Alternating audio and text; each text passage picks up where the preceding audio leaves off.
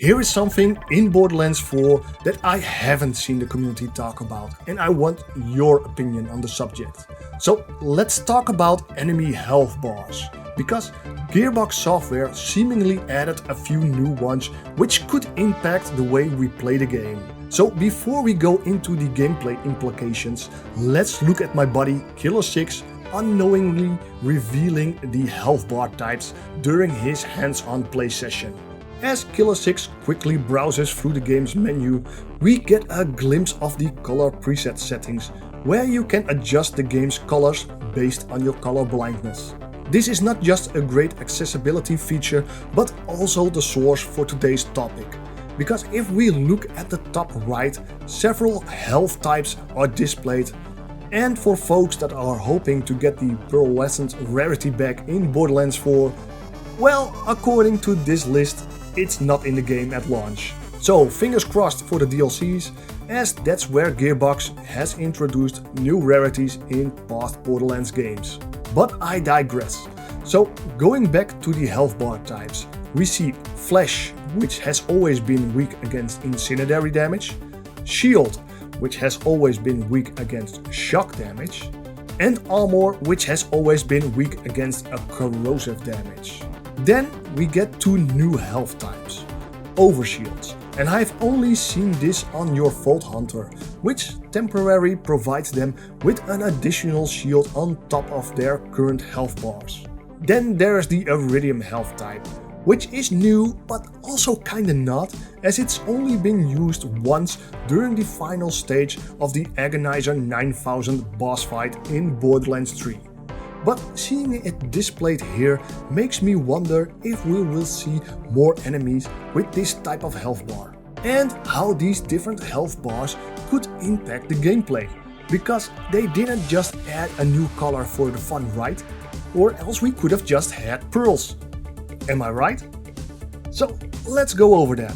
So what do the classic red, blue and yellow health bars have in common? Well, they are all weak against a specific elemental damage type, and this makes me think that these additional two health bars could also have a specific weakness. This theory would also nicely line up, because we then have 5 different health types and 5 different elemental damage types. Could this mean that Overshields are weak against cryo and Iridium is weak against radiation? This would offer more gameplay diversity, because in Borderlands 3, players generally used cryo and radiation weapons because they were overall good elemental damage types, which is actually the role of kinetic weapons. Being good against everything, but it doesn't excel at a specific thing. Adding new enemy health bars could negate the overlap and mix up the gameplay. I haven't seen enemies with an overshield, but imagine bosses getting an overshield instead of those annoying immunity phases. You could just wait it out, as the overshield would slowly drain, and engage with the environment. But you could also take a risk and drain the shield faster by using a cryo weapon while getting attacked by the boss's minions. I think these new health bar types are super interesting and could act as an additional layer to spice up the combat in Borderlands 4 beyond those action RPG modifiers we have seen. However, there is one more thing that's related to all of this, but it doesn't fit into this puzzle. So let me explain. You have likely seen Joltsdude or any of my other fellow content creators battle Inceptus, the Primordial Guardian, during their Vault run. However, leading up to that boss fight, they encounter an enemy with Ordinite armor that protects their health bar. You can dismantle this armor by shooting and destroying the crystals that protect them.